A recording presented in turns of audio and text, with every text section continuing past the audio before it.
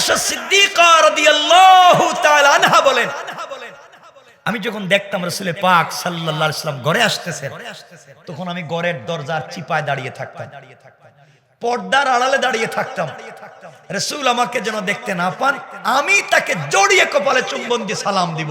কিন্তু আল্লাহে, আল্লাহর জাত ও সিফাতের কসম, আমি আমার জিন্দেগিতে রাসূল পাককে সালাম দিতে পারলাম না, বরং রাসূল ঘরে আসার বহু দূরে থাকতে আমাকে জোরে সালাম দিতেন। সালাম, সুবহানাল্লাহ নাই? রাসূল নিজে সালাম দিতেন, নবীজি নিজে আগে সালাম দিতেন। সুবহানাল্লাহ বলেন না? আর আমাদের দেশে রাগ কইরেন না, আমাদের দেশে যদি আল্লাহ জানে কি বলতেছি, আমাদের দেশে যদি কেউ দেখেন সমাজে এলাকায় বড় হুজুর হয়ে যায়, এলাকার বড় হুজুর, তিনি আর পাবলিক রে সালাম দেন না। কথা কন না, আমি সালাম দিব কে রে, আমি বড় হুজুর, আমারে সালাম দেও। বড় হুজুরের দিকে যাইতেছে, আপনি চিন্তা করলেন, শুনছি হাদিসে বড় বড় আলেমদের সঙ্গে মুসাফা করলে সগীরা গুনাহ মাফ হয়। এদিকে হুজুর যাইতেছে, আমি একটু মুসাফা করি, সগীরা গুনাহ মাফ হবে। হুজুরে বলেন, হুজুর একটু মুসাফা। কয় না না, আমার ঠান্ডা লাগতেছে, হাত দিতেছে না। কিন্তু মুসাফার সময় যদি হুজুরের হাতে একটু একটু হাদিয়া, হাদিয়া বুঝছেন নি, বুঝছেন নি কিছু, একটু মুসাফার সময় হাত দিয়ে দিতে পারেন, থ্যাংক ইউ, ভেরি গুড, আবার আইসো আরো দিও। কথা বলেন না কেন? কি শুরু করছেন আপনারা, কি শুরু করেছেন?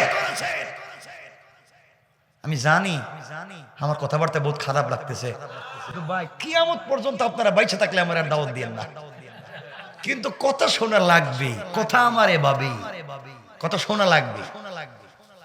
আপনারা মনে মনে করতেছেন হুজুর শুরু করছি কেডা, কারণ এগুলোই সমাজের যা আছে তাই তো বলতেছি। রাসূল পাকের কথা বলতে চাইলাম। আমার যেন আয়েশা বলেন, আমি সালাম দিতে পারি নাই, নবীজি আগে সালাম দিতেন। এখান থেকে অর্থ কি হলো? রাসূল আগে সালাম দিতেন, এর অর্থ কি? এর অর্থ কিচ্ছু না। এর অর্থ কি? এর অর্থ হলো স্বামী স্ত্রীকে সালাম দিয়েছেন, রাসূল স্বামী, আয়েশা স্ত্রী, স্বামী স্ত্রীকে সালাম দিয়েছেন। এখান থেকে শিক্ষা, স্বামী সালাম দিবে বাহির থেকে গেলে বউরে। কথা বলেন না কেন? কে সালাম দিবে? স্বামী সালাম দিবে কারে? স্ত্রীকে। কে সালাম দিবে? কথা বলেন না, কে সালাম দিবে? আপনারা বউরে সালাম দেননি, মিথ্যা কথা বলবেন না। বউরে সালাম দেননি, দেন না কেন? দেন না কেন? যে মুরব্বীরা আমার চেহারার দিকে তাকাইতেছে, এরা কইতেছে হুজুর 50 বছর গেছে বউরে সালাম দিলাম না, আজকে যদি দিই আবার কোন বেজার লেগে যায়। সালাম দিবেন তো ইনশাআল্লাহ? আরে নবীজি সালাম দিয়েছেন, আপনি দিবেন না কেন? সালাম দিবেন ইনশাআল্লাহ। আপনারা তো জানেন না, রাসূল বলেছেন, আল্লাহ পাক জানিয়ে দিয়েছেন, যে করে স্বামী স্ত্রীকে সালাম করবে, স্ত্রী স্বামীকে সালাম করবে, আল্লাহ আসমান থেকে 300টা বারাকাতের দরওয়াজা খুলে দেবে। নূর। রব বলেছেন কোরআন একটা ম্যাগনেটিক লাইট, কোরআন একটা চুম্বক। তোমরা সিস্টেমে সমাজের যেই জায়গায় অন্ধকার দেখবে, কোরআন নামক লাইটকে সেখানে লাগিয়ে দেও, অন্ধকার থাকবে না, আলোকিত করে দিবেন কে? আল্লাহ কোরআন দিছেন সমাজে যেখানে অন্ধকার, সমাজে যেখানে নোংরামি, একটু বাচ্চাদেরকে চিল্লাতে কম বলে, সমাজে যেখানে নোংরামি, এখানে কোরআন লাগিয়ে সমাজকে সুন্দর করতে আল্লাহ বলেছেন। কেউ রাগ করবেন না, দুহাত জোড় করে বলছি, কিন্তু আজকালকে কোরআনকে আমরা মসজিদে রেখে দিচ্ছি, কোরআনকে বানাইছি মক্তবে বাচ্চাদের পড়াবার বই, কোরআনকে বানিয়েছি জানাজার জিয়ারত করবার বই, কোরআনকে বানিয়েছি তারাবি পড়াবার কিতাব, কোরআনকে বানিয়েছি শবে বরাত আর শবে কদরে খতম পড়ার কিতাব, কোরআনকে বানিয়েছি কেউ মইরা গেলে তার বাড়িতে 10 জন মিলে খতম পড়ে 300 টাকা করে পাওয়ার কিতাব, কোরআনকে বানিয়েছি তাবিজ আর কবজ দেওয়ার কিতাব। কথা বলেন না কেন? এই তো কোরআনের কাম। তাবিজ লিখতেছে হুজুর, কোরআন চলতে আছে। এক ছেলে হুজুরের কাছে গিয়ে, হুজুর আমার একটা তাবিজ দেন। ঘটনা কি? আমি যে বল্টুর মেয়ের সাথে প্রেম করি, তো ওরে আরেক জায়গায় তার বাপ বিয়ে দিতে চায়, এমন একটা তাবিজ দিবেন মেয়ের তো বিয়া বন্ধ হবে, মেয়ে পাগল হয়ে যেন আমার কাছে আসে, তার মা শুদ্ধ আসে, এমন একটা গরম তাবিজ দেন। হুজুরকে 500 টাকা বেশি দিবেন, গরম দিতেছি। এমন গরম তাবিজ দিতেছে, কয়েকটা কম্বলের নিচে, একটা বালিশের ভিতরে, একটা সোফার তলে, আরেকটা পানিতে ভিজিয়ে খাওয়াইবেন, তো এর ভিতরটা ঠান্ডা হইব। আর আরেকটা তাবিজ চুলার ভিতরে দিবেন, আগুন জ্বলবো, তোর কলিজায় জ্বলবো। আর আরেকটা তাবিজ দিবেন, যে তাবিজ লেখছে হের কপালে ঠাডা পড়বার জন্য। কথা কন না কেন? এগুলা লিখতে কইছে কেডা তোরে? এই কামটা করতে কইছে কে? এই কুফরি কালাম। মানে রাখবেন, যারা কুফরি কালাম করে তাবিজ লটকায়, রাসূল বলেছেন মান আল্লাকা তামিমাতান ফাকাদ আশরাকা। শিরিক, যারা এগুলো লটকায় শিরিক। কোরআনকে বিচ্ছে খাচ্ছ। মানে রাখবা, কোরআন হাদিস থেকে যদি কেউ ঝাড়ফুঁক করে, হালাল সুন্নাহ, হাদিসে তো বাবই আছে মেশকাতে, বাবু তিব্বে ও রেকাক, ডাক্তার এবং ডাক্তারি আছে। কিন্তু আমি বলছি কুফরি কালাম জাদু টুনা করা যাবে? বলেন না যাবে? এগুলা করেননি আপনারা? না না না না, এগুলো আপনারা করবেন কেমনে? আপনারা তো বহুত আগের ওলিয়া উলিয়া না কয়। আল্লাহ বাঁচাইছে, আমি কম কম বলতেছি, কারণ শেষ হয়ে গেলে সময়। মসজিদে নাকি বলছিলাম বাচ্চারা নামাজে গেলে বাইর করে দেয়, আসেনি এগুলা? এগুলা দিয়েন না। আমার একটা কথার উত্তর দেন, মসজিদ থেকে বাচ্চাদেরকে বের করে দেন কেন? কি করে ওরা? দুষ্টামি করে, চিল্লে চিল্লি করে, আর লাফালাফি করে, মারামারি করে, আর কথা কয় না কেন? দৌড়াদৌড়ি করে, চিল্লে চিল্লি করে, মারামারি করে, লাফালাফি করে, দৌড়াদৌড়ি করে, এই তো সব ঠিক, সব বুঝলাম। বাচ্চারা মসজিদে শয়তানি করে, কিন্তু বের করে দিতে কইছে কেডা? জিগেলাম তো ওইটাই, বের করে দিতে কইছে কে? কথা কয় না এখন, মিথ্যা কথা করছে কিন্তু। কমিটির ডাইরেক্ট কিন্তু কয়ে ফেলাইতেছে, দেখতেছেন নি? শোনেন, আমাকে বলেন তো, বাচ্চাকে বের করে দেন কেন? মনে রাখবেন ও মুসল্লি, আপনার মসজিদে নামাজ কবুল হয় না বাবা। নামাজ পড়ে সুদ খাও, নামাজ পড়ে ঘুষ খাও, নামাজ পড়ে ফেন্সিডিল ইয়াবার টাকা বাইরে খাও, তোমার নামাজ তো মসজিদে কবুল হয় না। মসজিদে যদি নামাজ কবুল হয়, এই মাসুম বাচ্চাদের ওসিলায় নামাজ কবুল হয়। এদেরকে বাইর করো কেন? বাচ্চারা চিল্লা চিল্লি দৌড়াদৌড়ি দুষ্টামি করবে না, থেকে আপনি মুরব্বি করবেন? এটা তো বাচ্চার কাম, তো বাচ্চা করবে। ওকে বুঝাবেন, বেশি দৌড়াদৌড়ি করো না, চিল্লা চিল্লি করো না, এটা বুঝান। কিন্তু না বুঝলে যে বের করে দিতে বলছে কে? আজকালকে এক মুসল্লি, এক বাচ্চা গেছে গান, সবার আগে নামাজে আসছে, প্রথম কাতারে দাঁড়াইছে নামাজে। এক মুসল্লি গিয়া কয়, আরে আল্লাহ, এটা তো বল্টুর ছেলে দেখতেছি, তার বাপ জীবনে মসজিদে আসে না, হে কেমনে আইলো? দিছে এক টান, বাচ্চা গেছে এক কাতার পিছনে। আরেক মুসল্লি এসে দিছে আরেকটা টান, বাচ্চা গেছে আরেক কাতার পিছনে। আরেক মুসল্লি এসে দিছে আরেক টান, বাচ্চা গেছে মসজিদের বারান্দায়। দূর জীবনের মসজিদে আইতাম না, সবার আগে মসজিদে আইছিলাম, শয়তান টাইনা টাইনা বাইর করে দিছে।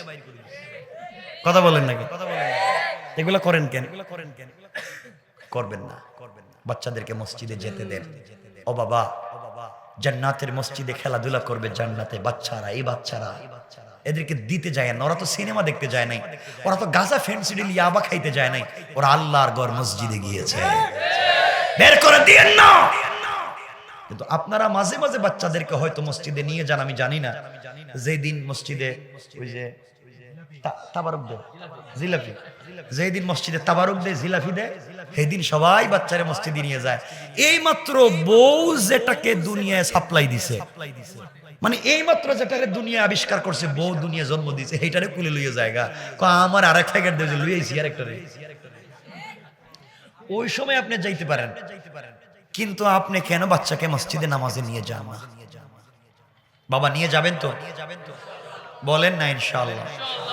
সবাই বলেন না ইনশাআল্লাহ? কথা তো বহুত, রাত্রে হয়ে যাচ্ছে বহুত, 10:30 হয়ে গেছে অলরেডি।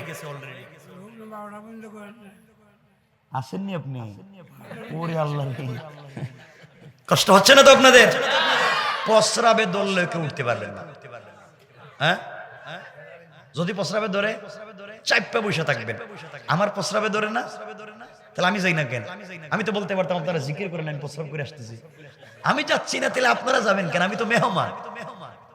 সুতরাং বাচ্চাদেরকে মসজিদে নিয়ে যাবেন। আজকে থেকে এই এলাকার সব বাচ্চারা মসজিদে নামাজে যাবে। বলেন যাবে, সবাই বলেন যাবে, সবাই বলেন যাবে। দরকার হলে মসজিদে দৌড়াদৌড়ি করবে, বাড়াবাড়ি করবে, দরকার হলে মসজিদের ফ্যান ভেঙে ফালাই দিবে, দরকার হইলে গ্লাস ভেঙে ফালাই দিবে, দরকার হইলে মুসল্লির লঙ্গি ধরে টানবে, দরকার হইলে ইমামের পায়জামা ধরে টানবে, তাও বাচ্চারা মসজিদে যাবে। বলেন যাবে, বলেন যাবে। সিনেমা দেখতে যেতে বলছি না, বুঝাতে চাচ্ছি মসজিদের গুরুত্ব। তাও বাচ্চাকে মসজিদে নেন, তাও বাচ্চাগুলোর মসজিদে নেন। আজকে সকালে ঘুম থেকে উঠে প্রাইভেট কোচিং হাবি জাবি করতে করতে বাচ্চা তো মসজিদই ভুলে যাচ্ছে।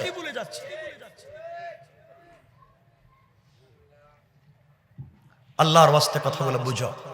সুতরাং এতক্ষণ যা বললাম এগুলা সমাজের নোংরামি, এগুলা সমাজের অবক্ষয় না? এগুলা কি এভাবে থাকবে না এগুলার থেকে বাঁচতে হবে?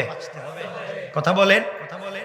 এই বেঁচে থাকবার পথ এবং পদ্ধতি কি আল্লাহ কোরআনে কারিমে বলছেন, সংক্ষেপ করে বলতেছি। এগুলা নোংরামি, এগুলার থেকে সমাজকে কেমনে বাঁচাতে হবে সমাজ। আমার মুসলমান বন্ধুগণ, গভীর মনোযোগ। আল্লাহ রাব্বুল ইজ্জত ওয়াল জালাল আখিরি জামানার পয়গম্বর সরকারে কায়নাত দু জাহানের সরদার নবী রহমত জনাবে মুহাম্মদ রাসূলুল্লাহ সাল্লাল্লাহু আলাইহি ওয়াসাল্লাম কে বলে দিয়েছেন, বন্ধু আমার, দুনিয়ার জমিনে যারা আমি আল্লাহর গোলাম দাবি করবে, আশিক রাসূল দাবি করবে, আমি আল্লাহর গোলাম দাবি করবে, তাদের গুণ কি, তাদের কোয়ালিটি কি, তাদের কন্ডিশন কি, তাদের সিফাত কি, কোরআনে কারীমের 19 নম্বর পারা 25 নম্বর সূরা সূরাল ফুরকানের 63 নম্বর আয়াত থেকে 65 নম্বর আয়াত, 3টা আয়াতে 4টা কোয়ালিটি বলেছেন আল্লাহ। এই 4 গুণ যাদের ভিতর অর্জন হয়ে যাবে তারা জান্নাতে পৌঁছে যাবে। আল্লাহ রাব্বুল ইজ্জত ওয়াল জালাল বললেন, ওয়া ইবাদুর রাহমানিল্লাযীনা ইয়ামশুনা আলাল আরদি হাওনা। আল্লাহ রাব্বুল ইজ্জত ওয়াল জালাল বলছেন, মুসলমানেরা, এই দুনিয়ার জমিনে যারা আমি আল্লাহর গোলাম দাবি করবে, আশিক রাসূল দাবি করবে, আমি আল্লাহর গোলাম নিজেকে মনে করবে, বান্দারে আমি আল্লাহর গোলামের 1 নাম্বার গুণ হলো আমার বান্দা দুনিয়ার জমিনে কোনোদিন অহংকার করতে পারে না। কি করতে পারে না? সবাই বলেন। আপনারা করেননি? না না না না, আপনারা যে কত ফেরেশতা, অহংকার করেন। অহংকার করা যাবে না। আপনি যদি সম্পদের অহংকার করেন, গাড়ি বাড়ি মিল ফ্যাক্টরির অহংকার করেন, আমার আল্লাহ চাইলে 10 তলা থেকে থাবড়াইয়া গাছ তলায় নামাইয়া দিতে আমার আল্লাহর 1 মিনিটও দেরি হবে না। কোন ঠিক কিনা? আর আপনি যদি অহংকার ছেড়ে দেন, আল্লাহ চাইলে গাছ তলার থেকে 10 তলার মালিক বানাইয়া দিতে পারে। কিন্তু দেখবেন হঠাৎ করে একজন এলাকায় পয়সার মালিক হয়ে গেছে, আগে পয়সাপাতি ছিল না, নতুন পয়সার মালিক হইছে। ওরে আল্লাহর পয়সা, এখন এলাকার কাউরে চিনেই না। আছেন এগুলো? চিনেই না। মনে রাখবেন, এগুলো করবেন না। আমি সংক্ষেপ করে বলতেছি, খুব মনোযোগ দেন সামনের কথাগুলা। অহংকার করা যাবে না।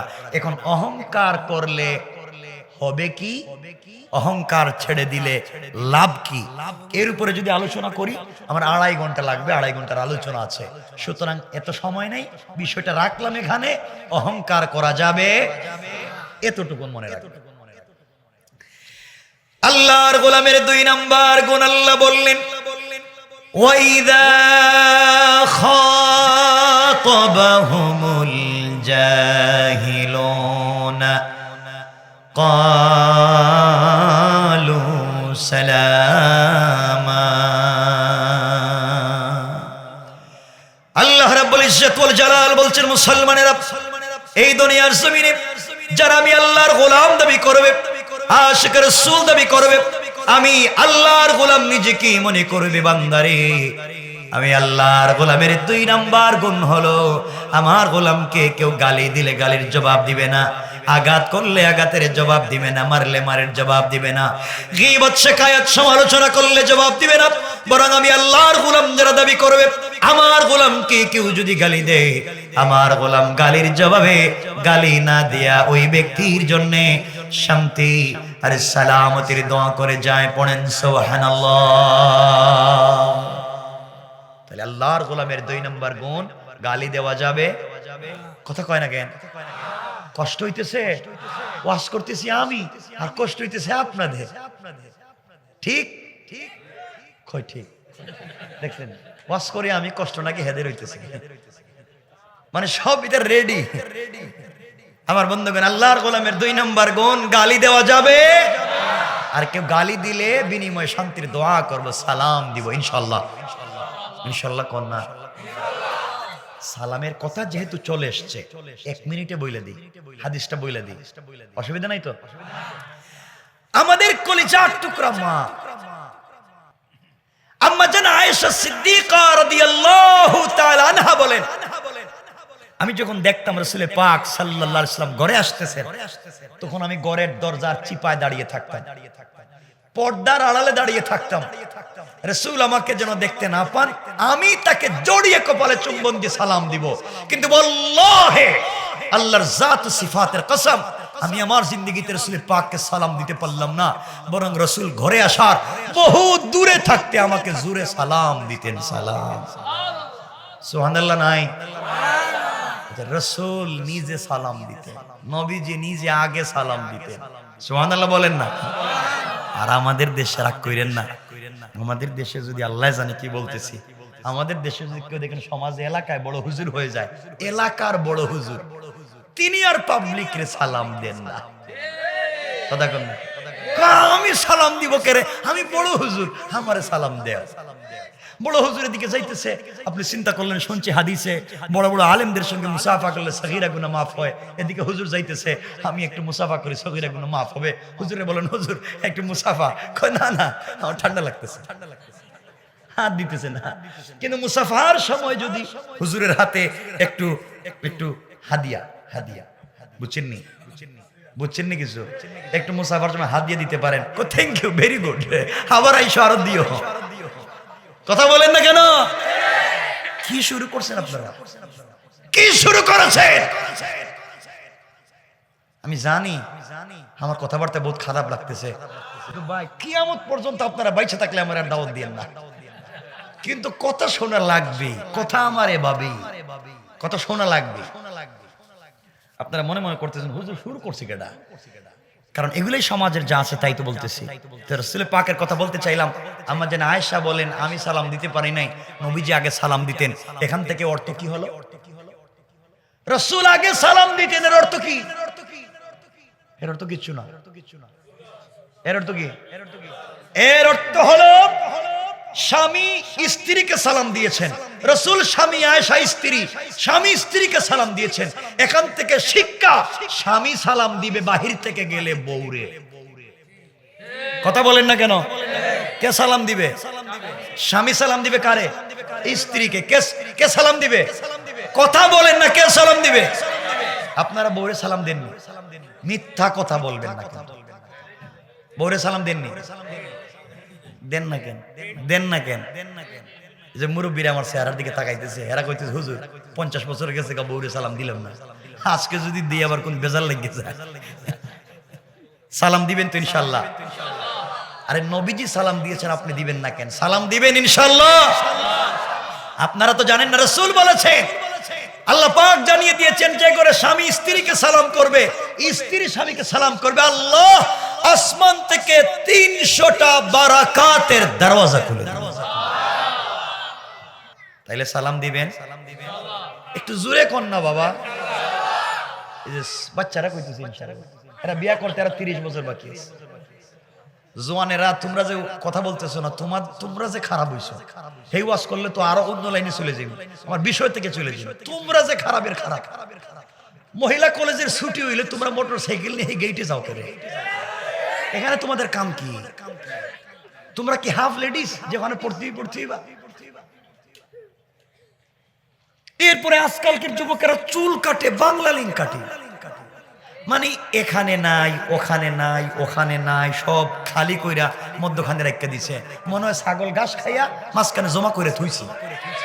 কথা বলেন না কেন? এগুলো কি শুরু করছো তোমরা?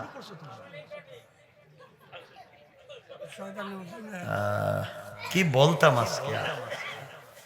এজন্যে স্ত্রীকে সালাম করবেন ইনশাআল্লাহ। আজকে বাসায় যাবেন, বাসায় গিয়ে ঘরের দরজা দাঁড়াইয়া বলবেন, বউ আসসালামু আলাইকুম ওয়া রাহমাতুল্লাহ। বউ কই, বৌমা হেরে আজকে কোন বুথে ধরলো?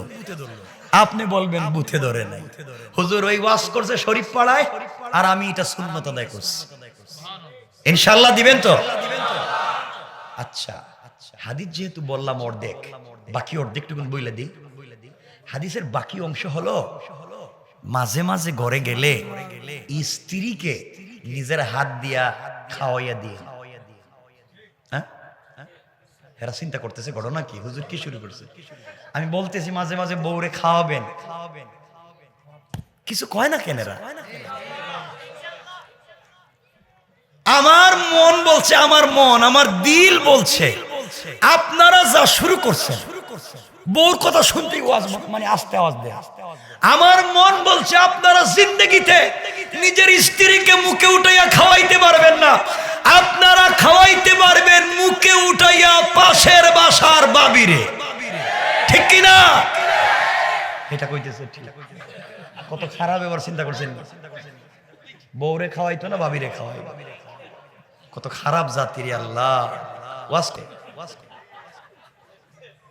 সমাজ কত নষ্ট হয়ে যাইতেছে। স্ত্রীকে মাঝে মাঝে খাওয়াবেন। আরে হাদিস শোনেন, যদি কথা না বলেন আমার সাথে, ওয়াজ কিন্তু উল্টাইয়া দিব, মহিলাদের পক্ষে ওয়াজ শুরু করে দিব, আর বাসা যাইতে পারবেন না। এমন ওয়াজ আমি জানি, মহিলারা তো বাসা কামলা বানাই রেখে দিছেন, এমন ওয়াজ করবো সব কাজ আপনি করা লাগবো, বাচ্চারে দুধও আপনি খাওয়াইতে হইব। কোন জায়গা থেকে ইন্না খাওয়াইবেন আপনি জানেন, এই ওয়াজ আমি কইরা দিব, কিন্তু জানা আছে আমার।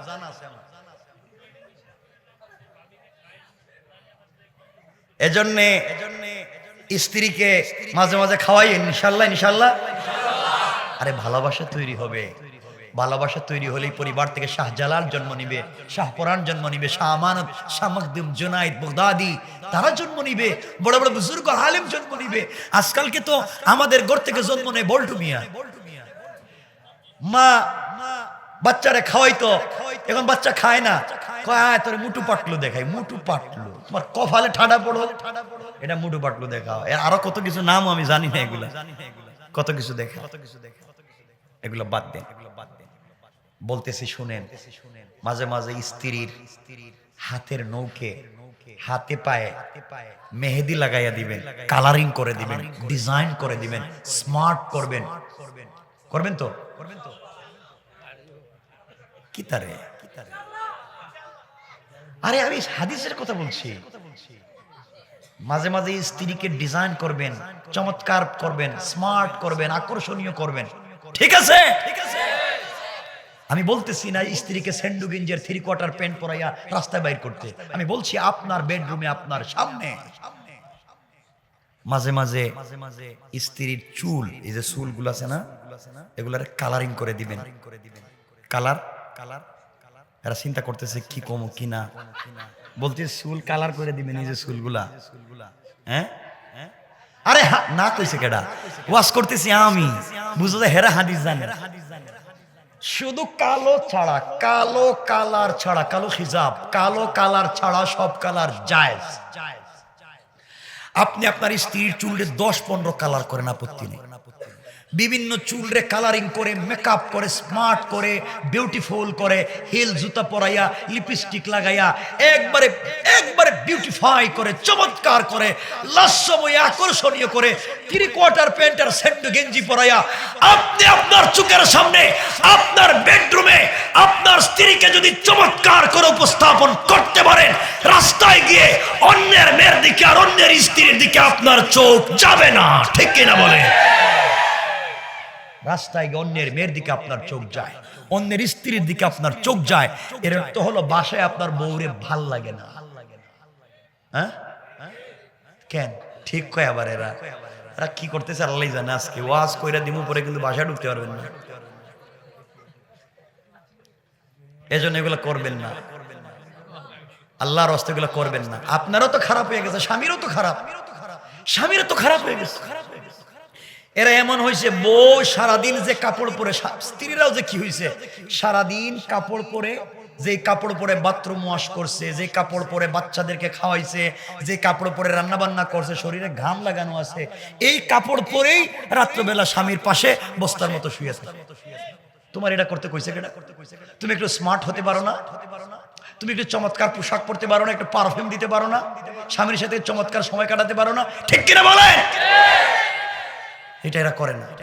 আর এগুলো করতে করতে স্বামীর এমন হয়ে গেছে, দেখবেন মার্কেটে যায় বউ, বলতেছি না খারাপ, যায় হিল জুতা পরা, লিপস্টিক লাগায় রাখছে, ব্যাগ একটা কাঁধে ফালাইছে, আর রিক্সা উঠে মার্কেটে যাইতেছে। আর জামাই স্বামী যেটা, এটা পিছনে বাচ্চা একটা কুলে নিয়ে করতেছে, হে বাচ্চারে নিয়ে হ্যাঁ করতেছে, আর বউ মার্কেটে ঢুকতেছে।